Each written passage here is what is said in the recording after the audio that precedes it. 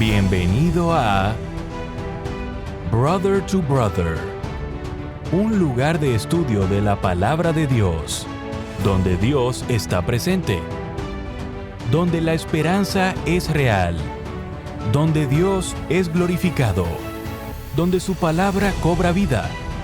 Escuela sabática, reflexiones, estudios bíblicos y más. Gracias por estar aquí.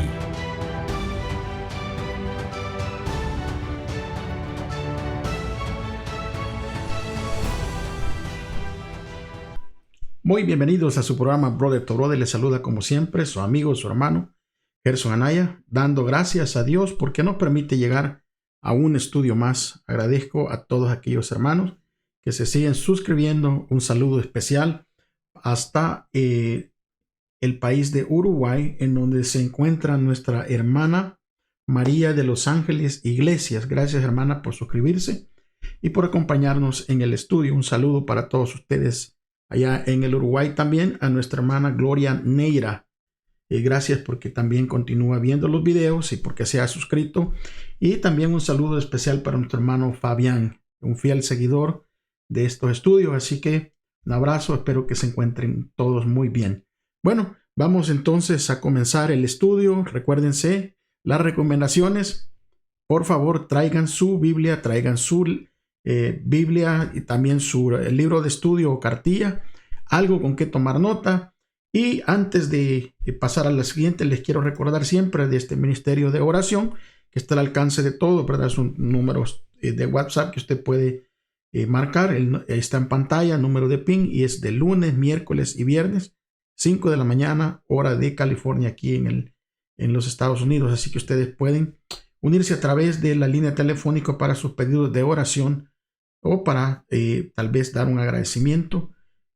Vamos entonces a comenzar, hermanos, y como siempre les voy a pedir que si me acompañan reverentemente para poder invitar a ese maestro especial, a ese que nos ayuda a entender y a comprender estos estudios, al Espíritu Santo. Por favor, acompáñenme. Padre, es una vez más con gozo en nuestros corazones que nos podemos acercar hacia usted, Señor, pidiendo el perdón de nuestros pecados y pidiendo que el Espíritu Santo sea el que nos abra el entendimiento, el que nos ayude, Señor, a poder comprender estos estudios que son tan valiosos para cada uno de nosotros. Ayúdanos, Señor, a poder retenerlos, a poder practicarlos, Señor. Gracias por todos a mis amigos, mis hermanos que se van a unir a través de este video a poder estudiar todos juntos. Bendígales a ellos de igual manera. En el nombre de Jesús. Amén. Bien, hermanos, bien, amigos, gracias a Dios porque llegamos aquí. El título de entrada nos da una vista de lo que vamos a estudiar, ¿verdad? Nos da una señal.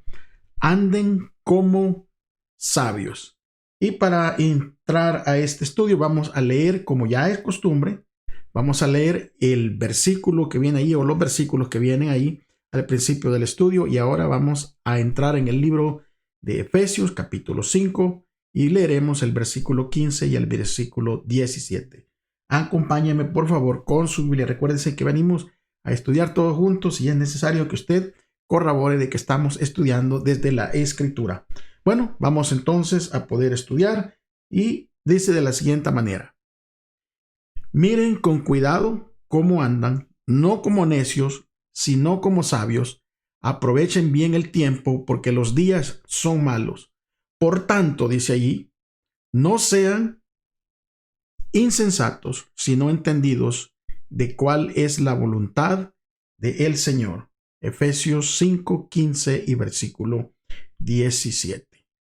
Hace tiempo, hermanos, en la ciudad, ¿verdad?, del Reino Unido, se subastó una jarra de cristal.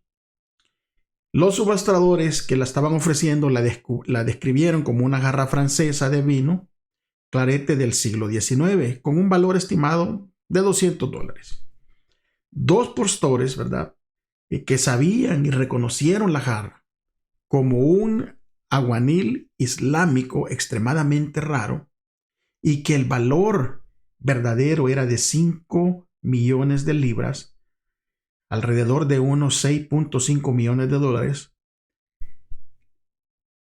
vamos a ver aquí qué es lo que les permitió a ellos, hermanos, mirar el verdadero valor de esta jarra.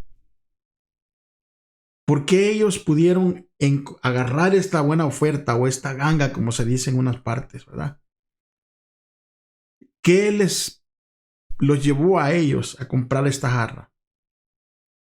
Simplemente, ¿verdad?, de que ellos conocían algo que los subastadores ignoraban. Y eso es claramente el verdadero valor de esta jarra. En el libro de Efesios que vamos a estudiar este día, del capítulo 5, y estudiaremos del versículo 1 al 20, ahí el apóstol Pablo va a contrastar lo que valoraban los paganos y lo que valoraban los creyentes. Porque los paganos consideraban que las historias atrevidas, las fiestas alcohólicas, o sea, esas borracheras, el sexo libertino, ellos consideraban como unos grandes tesoros de la vida. Sin embargo, los creyentes saben, hermanos, los creyentes sabemos, ¿verdad?, acerca del día del examen final, cuando el verdadero valor de todas las cosas se va a hacer evidente para todos. Se va a hacer una evidencia completa para que todos la veamos. Y el creyente, en lugar de apostar por las fiestas, por las borracheras, por cosas vanas, el creyente atesora, entre otras cosas, las cosas rectas y las cosas buenas y verdaderas. Es por eso que el apóstol Pablo va a instar aquí a aprovechar estas gangas, estas ofertas que se encuentran en Cristo Jesús. Mientras nosotros, ¿verdad?, vivamos al igual como si estuviéramos a las puertas de la eternidad. O sea, que hay que aprovechar estas gangas que hay en Cristo Jesús, estas ofertas que se nos dan. Pero tenemos que hacerlo de una manera como si estamos ya a las puertas de la eternidad. Vamos entonces a pasar al día domingo. Y en el día domingo, si no dice acciones de gracias, sino acciones de gracias. ¿En qué sentido aquí el apóstol quiere, ¿verdad?, que los creyentes sean imitadores de Dios? O sea, ¿de qué manera él está exponiendo esto? Para entenderlo, abramos la Biblia ya que la tenemos ahí en el capítulo 5. Vamos a leer el versículo 1 y el versículo 2 del libro de Efesios. Y dice: por tanto, sean imitadores de Dios como hijos amados y anden en amor como Cristo también nos amó y se entregó a sí mismo por nosotros como ofrenda y sacrificio en olor fragante a Dios. Aquí Pablo está instando a los creyentes de Efeso a andar en amor, y esto es un llamado súper importante para esta sección. Este andar en amor que se habla en el versículo 2 debe inspirarse en el propio amor de Cristo por nosotros, expresado en su sacrificio expiatorio que Él hizo por nosotros. Y Pablo va a afirmar esto con 4 cosas acerca del sacrificio de nuestro Señor Jesús. Va a afirmarlo con 4 cosas. Primero, que nuestro cambio está motivado por el amor de Dios Padre y el amor del mismo Señor Jesús. Ahora, que es sustituto, ya que Cristo murió en nuestro lugar.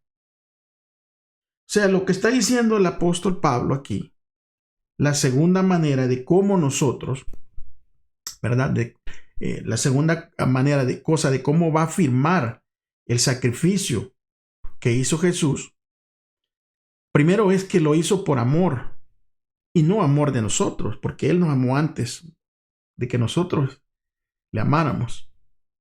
Pero también nos va a recordar que es porque es sustitutivo, o sea que está en vez de nosotros. Porque ya que Cristo murió en nuestro lugar, esto nos deja ver de que Cristo no es una víctima pasiva, sino que se entregó voluntariamente por cada uno de nosotros. Número 3, que según las imágenes del servicio del santuario del Antiguo Testamento, la muerte de Cristo también es un sacrificio que se le hace a Dios. Oiga bien, la muerte de Cristo también es un sacrificio que se le hace a Dios. Y la cuarta cosa que Pablo habla aquí, que Dios acepta este sacrificio de Cristo como una ofrenda fragante. Y aquí va a introducir una sección que va a expresar una preocupación por la ética sexual, por los jóvenes conversos de Efeso, que al mirar todo esto, Pablo sabía de que ellos corrían peligro, el peligro de regresarse de ese llamado cristiano y que podrían ser arrastrados nuevamente a un comportamiento sexual que negaría su testimonio cristiano. Esa es la preocupación de Pablo. Es por eso que él escribe ahí en el versículo 3 al 5 de Efesios 5, dice, pero la inmoralidad sexual y toda impureza o avaricia no se nombren más entre ustedes como corresponde a los santos, ni tampoco la conducta indecente, ni tonterías, ni bromas groseras, cosas que no son apropiadas, sino más bien acciones de gracias.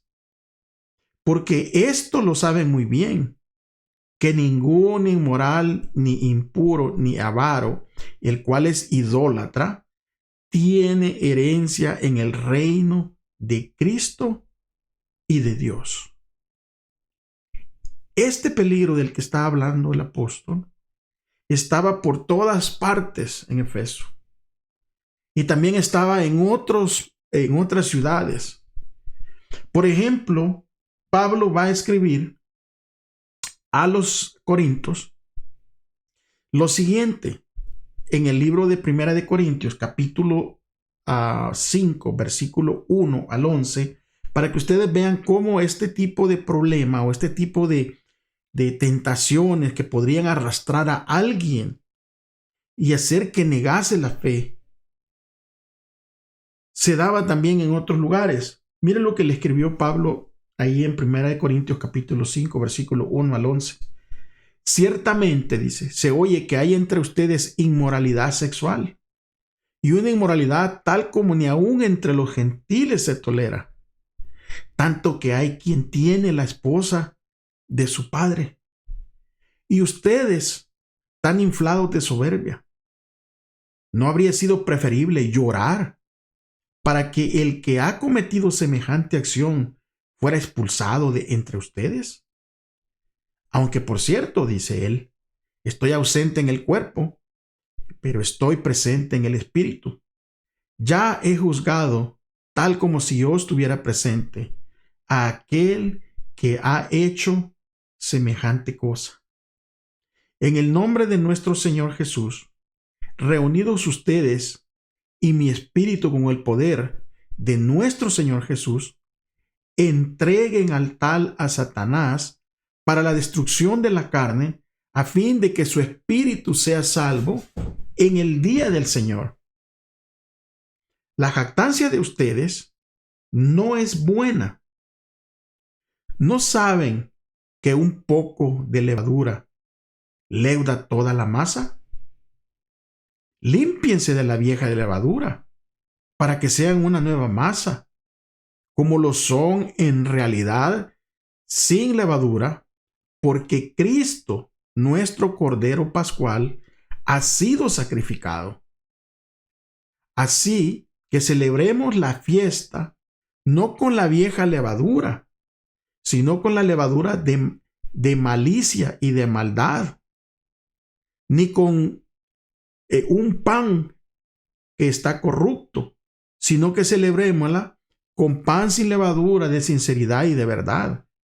Les he escrito por carta que no se asocien con inmorales sexuales. Y no me refiero en forma absoluta a los que estén en el mundo, a los que son inmorales sexuales, avaros, estafadores o idólatras, pues en tal caso les sería necesario salir de este mundo. Pero ahora les escribo que no se asocien con ninguno que llamándose hermano sea inmoral sexual, avaro, idólatra, calumniador, borracho o estafador. Con tal persona ni aún coman. Mire qué tremendo esto. Y les va a decir también ahí en el libro de Corintios, en el capítulo 2 y el versículo 21, les dice: temo que cuando vuelva, Dios me humilla entre ustedes y yo tenga que llorar por muchos que antes han pecado y no se han arrepentido de los actos de impureza, inmoralidad sexual y libertinaje que han cometido. A Pablo le preocupaba ese asunto. Y Pablo dice, miren, es que este asunto, este tipo de cosas solo pasan afuera. O sea, deberían de pasar solo afuera con los que no conocen. Pero está sucediendo aquí adentro con ustedes. Y si hay uno que está echando a perder a todos los demás, vale la pena expulsarlo. No para castigarlo, porque ustedes están viendo cómo se refiere Pablo. No para castigarlo, sino para que salve su alma. ¿Por qué? Porque él está consciente de que si adentro de la congregación se mantiene esa persona haciendo este tipo de inmoralidad o teniendo este tipo de libertinaje o este tipo de cosas que hace que van en contra de Dios, aunque esté adentro de la congregación, está perdido. Eso es lo que Pablo trata de evitar. Y dice, bueno, separémoslo. Primero porque le estamos a hacer un bien. Porque así se va a dar cuenta de su estado. Y segundo, porque hay peligro de que corrompa a los demás. Pero a veces confundimos nosotros. Confundimos, ¿verdad? La conveniencia, la amistad, el estatus de la persona. Y hacen cosas terribles. Y todo el mundo sabe muchas veces. Y pensamos equivocadamente, porque no bíblicamente, lo bíblico es esto, lo que estamos leyendo. Sino que empezamos con los sentimientos de nuestro corazón y decimos no hay que hacerle daño, porque pensamos que separándolo le estamos haciendo daño, cuando es todo lo contrario. Cuando nosotros permitimos este tipo de asuntos de una persona y simplemente callamos y simplemente nos hacemos, ¿verdad?, de la vista gorda, como se dice por acá, o los hacemos los desentendidos, le estamos haciendo un mal a la persona. Le estamos haciendo un mal. Y le estamos haciendo un mal a la congregación, porque estamos aprobando este tipo de comportamiento y entonces le estamos diciendo a los demás no importa. Y le estamos llevando por un falso camino. Porque si se mantiene una persona con este tipo, ¿verdad?, de problema dentro de la congregación, al final, cuando venga el juicio, por eso hace referencia al juicio. Al final, cuando venga esto, va a salvar su alma. Porque va a recapacitar la persona. Es que lo que sucedía es que en el ambiente, en la sociedad del siglo I, esa sociedad greco-romana, ¿verdad?, que era una mezcla de romanos con los de Grecia, para ellos exhibirse, ¿verdad?, corruptamente, o sea, estar de una manera corruptiva moralmente, y el libertinaje que había, que por cierto se describe en el libro de Gálatas, aquí en Efesios, en Corintios, ese tipo de corrupción moral, ese tipo de libertinaje, era lo que los grecos romanos exhibían o se sentían orgullosos de ese tipo de asuntos. Y los ejemplos, ¿verdad?, que vienen aquí, que en los banquetes de los ricos se presentaban regularmente los comportamientos que ahorita acaba de denunciar Pablo aquí en Efesios 5, del 3 al 14, como era la borrachera, el lenguaje obsceno, entretenimiento atrevido y actos inmorales. Ahora, déjenme hacer una pausa para comentarles a ustedes, mis amigos hermanos, que estamos estudiando. Pero no es ese tipo de sociedad la que hay hoy en día, en donde las cosas que se exhiben, ¿verdad?, en donde las borracheras, el lenguaje obsceno, el entretenimiento atrevido, o sea, entretenimiento sucio, y los actos inmorales es lo que se promueve. Y todo ese asunto, todo este tipo de comportamientos, muchas veces hay personas que los quieren introducir en las congregaciones. Y aquí en Estados Unidos, en Norteamérica, hay un libertinaje que da temor, da miedo. Da miedo. Porque el libertinaje se está introduciendo a nuestras congregaciones y la excusa es: Dios es amor. Dios te comprende. Dios entiende. Pero estamos usando nuestra propia lógica humana. No vamos a la Escritura para hacer ese tipo de decisiones. Y es por eso que bendito sea Dios que nos ha dejado estas instrucciones bíblicas, ¿verdad?, directamente de su palabra, de cómo lidiar con este tipo de problemas, de cómo lidiar a veces con personas que tienen este tipo de problemas.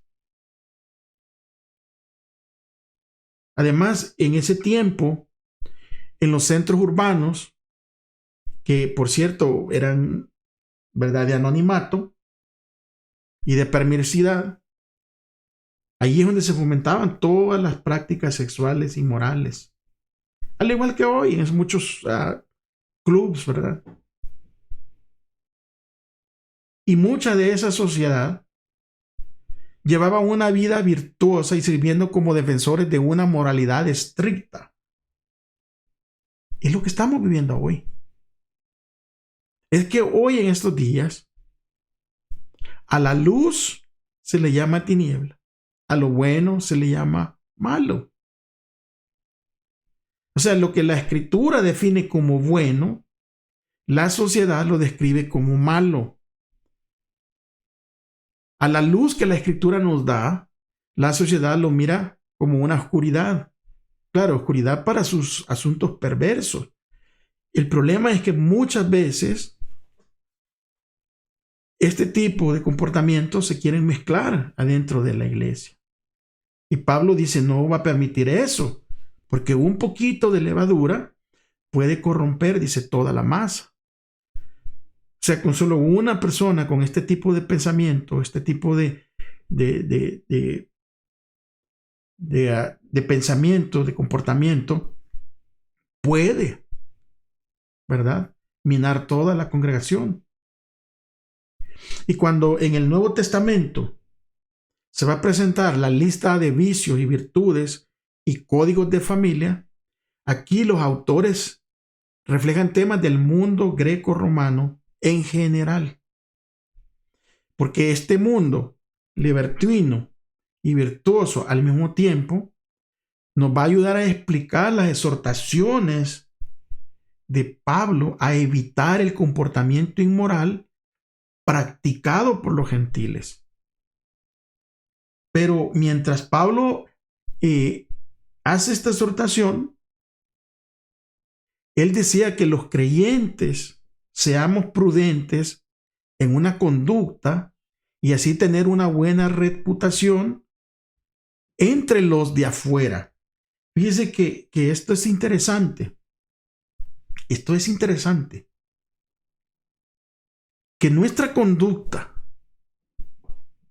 ya que soy un creyente, ya que he aceptado a Cristo, Mi conducta tiene que tener una buena reputación con las personas de afuera. O sea, lo lógico sería que mi conducta que yo tengo en mi congregación, de esa comunión con los hermanos y con Dios, esa conducta pacífica, esa conducta de amor, esa conducta de amistad, esa conducta es lo que tienen que ver las personas de afuera. Recuérdense que somos libros abiertos, que todo el mundo nos está viendo y nos ven como si nosotros tuviéramos letras chiquitas, porque nos están mirando con un lente de aumento, con una lupa, para ver, ¿verdad? Satanás les pone pensamientos a estas personas para que miren nuestros defectos y así mantener a estas personas afuera del camino de Dios, para que no lleguen, para que no digan, oh, ves cómo es y es cristiano y mira cómo se está comportando, no vayas. Ese es el trabajo de Satanás, pero nuestro trabajo es ser prudentes en nuestra conducta y así vamos a mantener una buena reputación entre las personas de afuera. ¿En qué medida las palabras que Pablo habla acerca de la conducta sexual se aplican en la cultura en donde usted vive, en donde usted está viendo este video? Porque aquí en Estados Unidos esto es una depravación completa. Este país, así como es rico en cosas buenas, también es rico en cosas malas. Yo no sé cómo será en su país o en su cultura, pero aquí da tristeza, ¿verdad? Cómo el hombre desprecia a Dios por seguir los placeres temporales de este mundo. El día lunes dice que nosotros tenemos que andar como hijos de la luz. Oiga eso, andar como hijos de la luz. Y Pablo dice en Efesios 5:6, nadie los engañe con palabras vanas, porque por estas cosas viene la ira de Dios sobre los desobedientes. Y Pablo ya ha identificado a quienes practican varios pecados sin que les cause vergüenza ni arrepentimiento. Él ha identificado al fornicario, ha identificado el impuro y ha identificado el avaro, ahí en Efesios 5:5. Y ha hecho una evaluación contundente. Los que están en Cristo y están destinados a ser partícipes de su futuro reino, no debemos actuar como los que no están en Cristo. Y es que eso es súper importante. Súper importante. Los que estamos en Cristo no podemos actuar como los que no están en Cristo. Para eso no hay excusa. Porque si estamos en Cristo, estamos siendo instruidos por Cristo. Y al ser instruidos por Cristo, entonces nosotros vamos a poder ser diferentes a aquellos que no están en Cristo. Porque Pablo se preocupa por el efecto de este tipo de palabras vanas. Es decir, la preocupación es que los creyentes puedan ser engañados por un lenguaje explícito al pensar, ¿verdad?, de que el pecado sexual no es un tabú o que no está equivocado. E incluso este tipo de palabras engañosas pueden sentirse atraídos hacia todo ese tipo de pecados, todo ese tipo de asuntos, ¿verdad?, de pecados sexuales. Yo les puedo hablar, ¿verdad?, de lo que yo veo a mi alrededor aquí en el área donde yo vivo y toda la depravación sexual que es promovida abiertamente por los canales televisivos, por las radios, por las redes sociales, por muchas formas, incluso por las escuelas, las universidades. Y lo triste de esto, mis hermanos, ustedes que me ven, ustedes que van a escuchar esto después, lo triste es que también ya estos pecados sexuales ya se están introduciendo en nuestras iglesias. Y aquí Pablo nos está advirtiendo que al estar tan engañados, el riesgo es el juicio de Dios en el tiempo del fin. Porque él claramente dice ahí en Efesios 5:6, viene la ira de Dios sobre los desobedientes. Y esta expresión, la ira de Dios, es desafiante. Porque el hecho de que sea la ira o el enojo de Dios va a sugerir un contraste con la especie humana, ¿verdad? Que habitualmente está malhumorada. Pero esta es la respuesta justa de un Dios justo y han negado contra el empeño obstinado en hacer el mal. Y esta no es una reacción de Dios, no es una reacción volcánica y enloquecida ante alguna infracción menor, sino que es la respuesta justa, óigase bien, de un Dios justo. Además, las alusiones a la ira divina siempre ocurren con mayor frecuencia en el contexto de advertencias bíblicas e inspiradas acerca de los juicios venideros de Dios. Dios siempre nos advierte.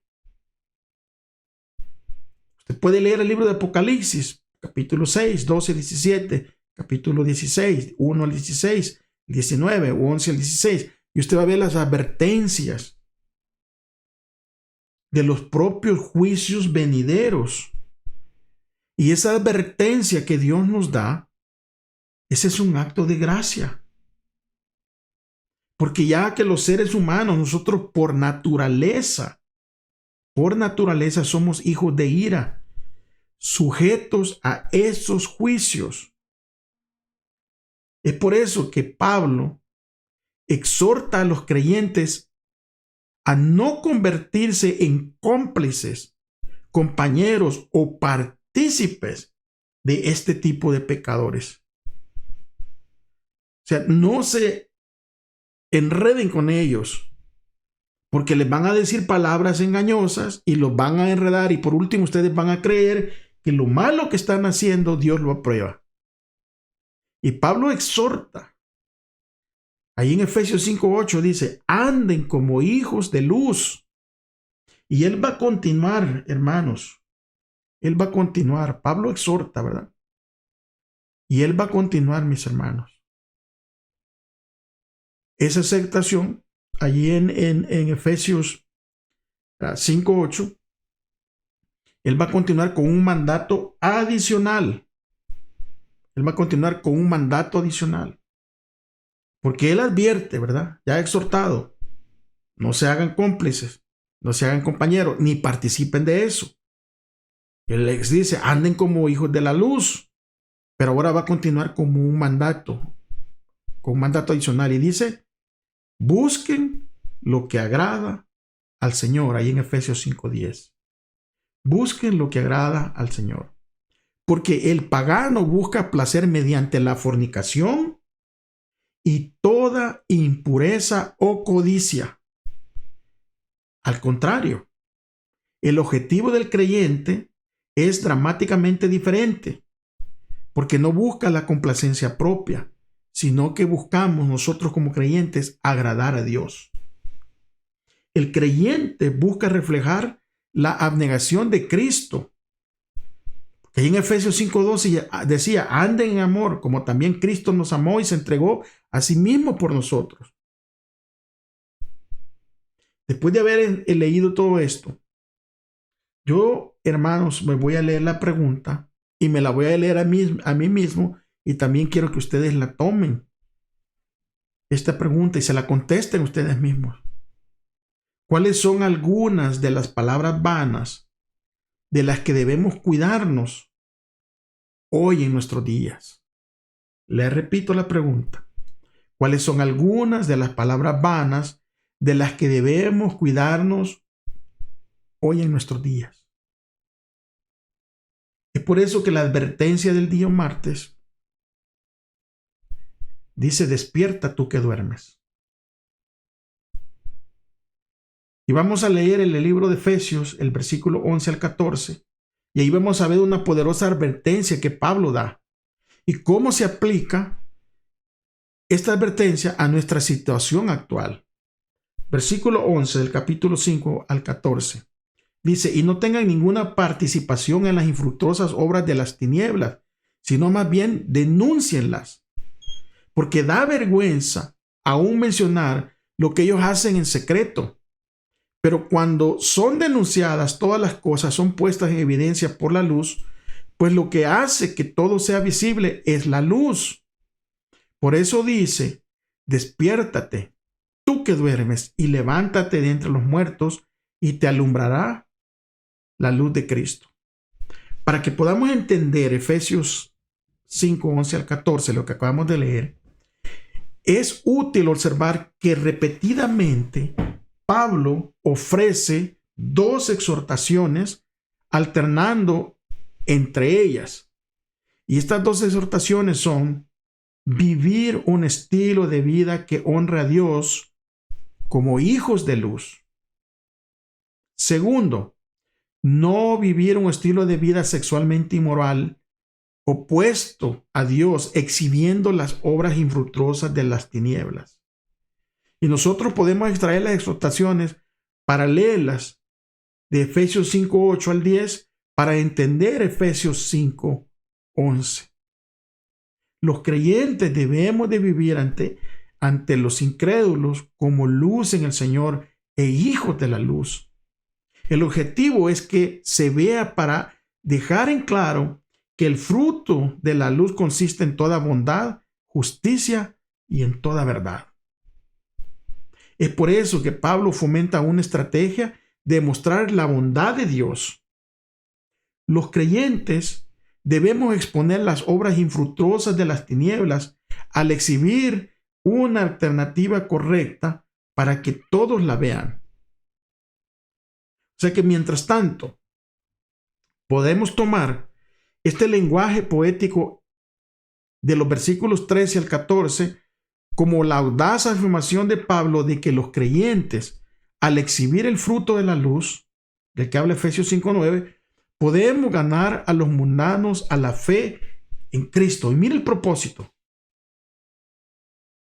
Cuando nosotros tenemos ese fruto, ¿verdad?, de la luz y lo exhibimos, eso puede llevar a ganar a los mundanos a la fe en Cristo. Al contrario, si nuestra vida no es de luz, es de tinieblas, va a desanimar y va a animar a los mundanos, a los no creyentes, a que se queden ahí. Pero nuestra vida de luz puede ser un instrumento para que nosotros ganemos a los mundanos y que vengan a la fe en Cristo. Todas las cosas, dice Efesios 5, 13 y 14, todas las cosas se manifiestan cuando son denunciadas por la luz, porque la luz es lo que manifiesta todo. Cuando la luz expone la vida decadente de estas personas, ellos pueden ver su comportamiento tal cual es, que es un comportamiento sin futuro, que está vinculado a la ira, y experimentar una transformación de las tinieblas a la luz. Es la misma transformación que los lectores en Efeso han vivido como creyentes. ¿Qué podríamos hacer entonces nosotros?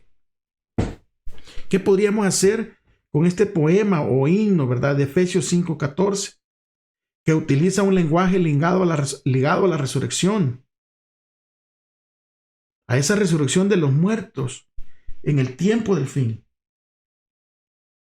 con el propósito de emitir un toque de clarín para despertar a aquellos que están dormidos espiritualmente y experimentar la presencia transformadora de Cristo?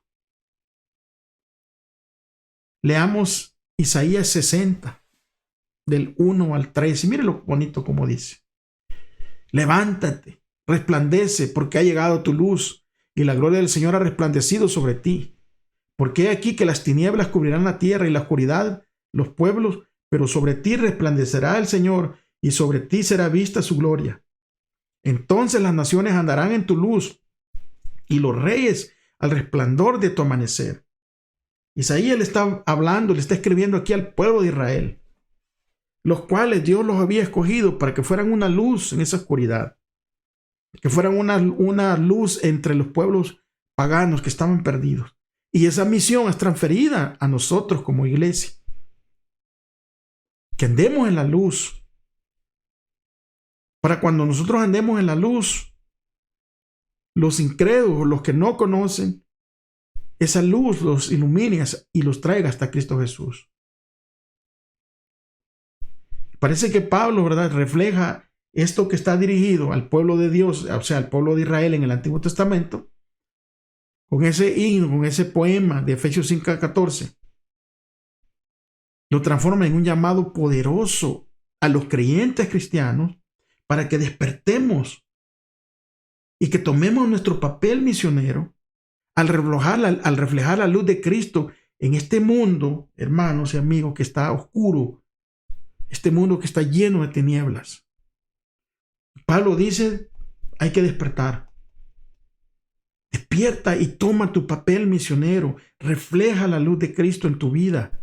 Cambia. Y así van a poder iluminar este mundo que está en tinieblas.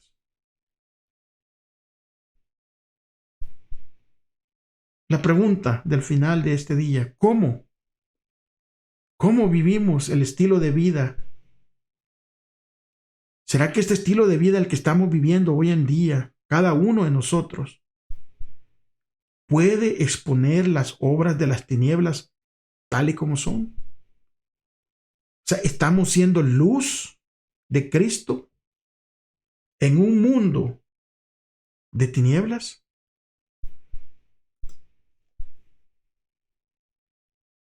El día miércoles nos va a hablar de cómo conseguir ofertas o gangas, ¿verdad?, como se dice en otros lugares.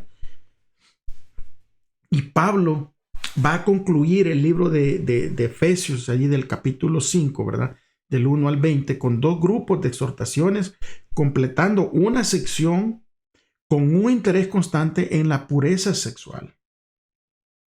Leamos el capítulo 5, versículo 15 al 17, y dice: Mirad pues con diligencia como andéis, no como necios, sino como sabios, aprovechando bien el tiempo, porque los días son malos. Por tanto, no seáis insensatos, sino entendidos de cuál sea la voluntad de Dios. Y vamos a leer del 18 al 20 para que veamos de qué está hablando Pablo. No os embraguéis con vino en el cual hay disolución, antes bien ser llenos del Espíritu, hablando entre vosotros con salmos, con himnos y cánticos espirituales, cantando y alabando al Señor en vuestros corazones, dando siempre gracias por todo al Dios y Padre, en el nombre de nuestro Señor Jesucristo. Y aquí Pablo comienza con el primer grupo, con la exhortación, y dice: miren con cuidado cómo andan, no como necios, sino como sabios. Y lo reitera diciendo: no sean insensatos, sino que sean entendidos del cual está la voluntad del Señor. Y en medio de eso hay un llamado, y el llamado es aprovechar bien el tiempo. Ahora consideremos estas exhortaciones de Pablo a vivir de una manera que refleje la sabiduría mediante a oración y mediante al discernimiento. ¿Cuál es la diferencia de andar como necios, sino como sabios? ¿Y qué significa aprovechen bien el tiempo? En Efesios, aquí Pablo utiliza repetidamente la metáfora común del Antiguo Testamento de andar, o sea, esta palabra de andar, que se refiere a nuestra manera de vivir. Y aquí él va a utilizar esta metáfora para fomentar el discipulado intencional, Así como debes mirar bien por dónde caminas, o sea, es lo que está diciendo, que así como nosotros debemos mirar bien por dónde caminamos, cuando vamos por un camino irregular, oscuro, nosotros los creyentes debemos mirar con cuidado cómo andamos o cómo vivimos. O sea, eso es lo que Pablo nos llama a hacer. Miren con cuidado cómo ustedes viven. Y debido a que hay un paralelismo entre Efesios 5:15 y 5:17, allí podemos buscar una definición de lo que significa vivir como sabios. Porque no buscamos sabiduría nosotros en nosotros mismos, en nuestro interior. Ser sabios es ir más allá de nosotros mismos. Ser sabio es ser entendidos de cuál es la voluntad del Señor. O sea, entender lo que Dios quiere para nosotros. Eso es ser sabios. Ser sabio no es decir un yo pienso o un yo creo, sino ser sabio es ser entendido de lo que Dios quiere, de cuál es la voluntad de Dios. Y Pablo va también a promover el discipulado premeditado con una imagen viva. En la frase donde dice aprovechen bien el tiempo. Y aquí Pablo usa el verbo exagorazo, que está extraída del mercado, o sea, es una forma intensiva del verbo comprar y significa aprovechar gangas que se ofrecen mientras esperamos la venida de Cristo. O sea, Pablo está diciendo aprovechen el tiempo antes de que venga Cristo. No pierdan el tiempo, es corto. Cristo está pronto a venir. Y el tiempo, que aquí se utiliza una palabra griega que es kairos, y esto, kairos, aquí se describe un momento de oportunidad. O sea, el tiempo, mientras esperamos a Cristo, es un tiempo de oportunidad para hacer el papel que se nos ha encomendado. Para ser nosotros, ¿verdad?, los discípulos verdaderos de Cristo, que van a producir otros discípulos a través de la predicación del Evangelio. Y aquí el tiempo, hasta el fin, se utiliza en un periodo prometedor para utilizarlo nosotros al máximo, o sea, que maximicemos el tiempo que se nos está dando, que lo aprovechemos en gran manera. Y también habla que es un tiempo desafiante, porque los días son malos y porque la corriente de este mundo está dominada por el príncipe de las potestades del aire. O sea, mientras nosotros esperamos la segunda venida de Cristo, estamos viviendo en tiempos difíciles. Y Pablo lo describe aquí como un tiempo o como un mercado peligroso, pero que también es gratificante. Y nosotros debemos prestar mucha atención al uso del tiempo que queda. Como los buscadores de esos buscadores de ofertas de gangas durante una venta breve que se ofrece, ¿verdad?, en grandes descuentos. Así deberíamos de aprovechar el tiempo, con esa gana, con ese deseo de querer agarrar, ¿verdad?, eso que está en oferta, eso que está en ganga, quererlo agarrar a un bajo precio.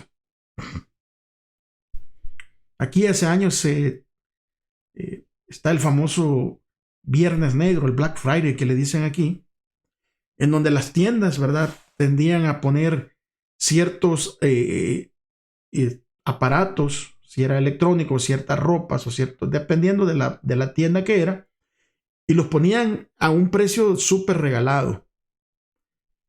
Y mucha gente aquí en Estados Unidos, para poder lograr entrar a esas tiendas y ser los primeros, dormían a veces a las puertas de estas tiendas antes de que abrieran, toda la noche.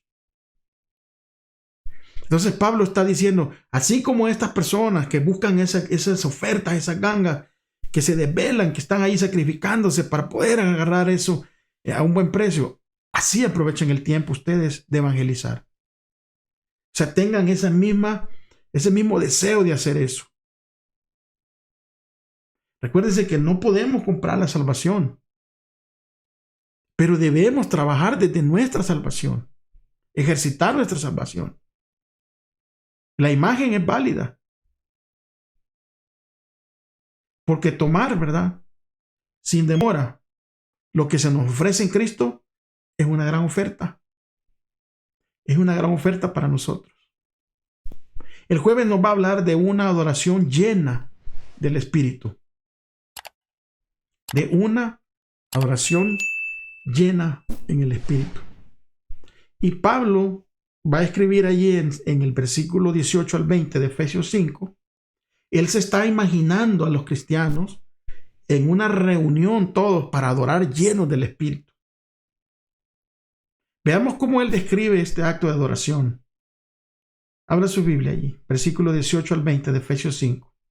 Y dice, no os embriaguéis con vino, en lo cual hay disolución, antes bien sed llenos del Espíritu, hablando entre vosotros con salmos, con himnos y cánticos espirituales, cantando, alabando al Señor en vuestros corazones, dando siempre gracias por todo al Dios y Padre en el nombre de nuestro Señor Jesucristo.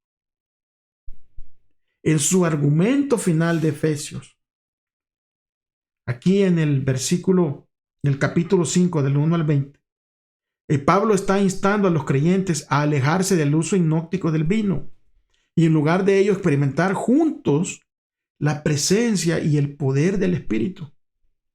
Aquí claramente estamos viendo que Pablo prohíbe la embriaguez y probablemente esté citando el libro de Proverbios en la versión griega del Antiguo Testamento al sugerir que tiene en mente los mandatos contra el uso del alcohol, como lo hemos observado en muchos lugares en la Escritura. Pero para no irnos, ¿verdad?, nomás con yo pienso, vamos al libro de Proverbios, capítulo 20, versículo 1.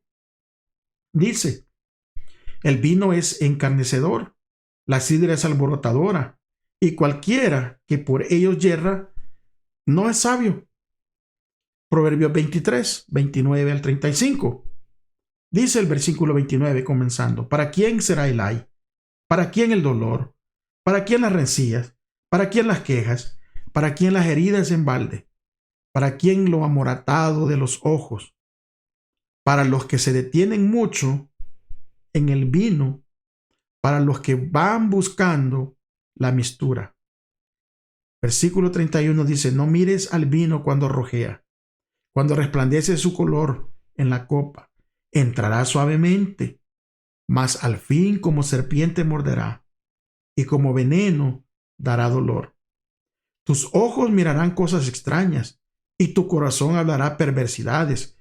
Serás como el que yace en medio del mar, o como el que está en la punta de un mastelero. Y dirás, me hirieron, mas no me dolió. Me azotaron, mas no lo sentí. Cuando despertaré, aún lo volveré a buscar. Las cosas malas que vienen después de emborracharse incluyen el lenguaje grosero, lenguaje sexual explícito, la insensatez, la inmoralidad, la idolatría y una gran lista. Y nosotros debemos reemplazar, ¿verdad? Eso lo debemos reemplazar por una adoración a Dios reflexiva e inspirada por el Espíritu. Y la exhortación de Pablo a ser lleno del Espíritu es clave y la modifica una serie de verbos allí en Efesios del 19 al 21. Porque él dice, con esto lo van a reemplazar, hablando, cantando y alabando, dando gracias y sometiéndose.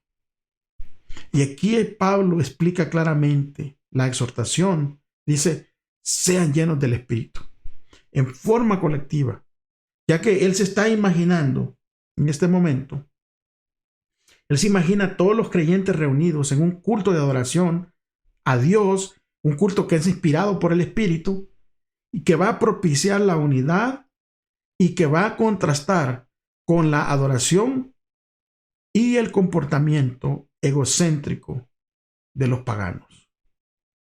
O sea, Pablo está diciendo, no hagan aquello, reemplácenlo con esto. En este bosquejo del culto cristiano, un culto primitivo, aquí va a dominar la alabanza musical. Y aquí se afirma claramente, ¿verdad?, que la iglesia nació con el canto. Y este pasaje junto de Colosenses capítulo 3:16 nos va a dar una mejor evidencia para hacer esta afirmación. Colosenses 3:16 dice, la palabra de Cristo habita abundantemente en ustedes, enseñándose y amonestándose los unos a los otros en toda sabiduría. Mira con qué se va a amonestar. Con salmos, himnos y canciones espirituales, cantando con gracia a Dios en su corazón. Libro de Hechos, capítulo 16, versículo 25. Como a la medianoche dice que Pablo y Silas estaban orando y cantando himnos a Dios y los presos le escuchaban. Santiago 5:13 nos dice claramente, ¿está afligido alguno entre ustedes? Que ore. ¿Está alguno alegre? Que cante salmos. Y aquí miramos un elemento horizontal para la adoración, ya que al cantar todos juntos en la iglesia, en un cierto sentido, estamos hablando entre nosotros espiritualmente, cuando estamos cantando todos juntos. Sin embargo, el objetivo específico de la alabanza musical es el Señor, que aquí, como indica en Efesios 5:20, identifica al Señor Jesucristo. Y la acción de gracias de Efesios 5:20, que se describe en paralelo a la alabanza musical de Efesios 5:19, debe ofrecerse a Dios Padre en el nombre de nuestro Señor Jesucristo. En la expresión canciones espirituales, el objetivo espiritual, aquí el griego, la palabra es neumáticos. Aquí destaca el papel del Espíritu Santo en la adoración, ya que el término describe cantos inspirados o llenos por el Espíritu Santo. Por consiguiente, el bosquejo que hace Pablo de la adoración cristiana primitiva retrata a los tres miembros de la deidad como participantes activos. ¿Cómo nosotros, hermanos, podemos usar la música para mejorar nuestra experiencia de adoración? Cada uno de nosotros se debería de preguntar y darnos una respuesta. ¿Cómo yo puedo utilizar la música para mejorar mi experiencia de adoración con Dios? Saben que ha sido muy bonito este estudio, muy interesante, necesario para estos días. Necesario.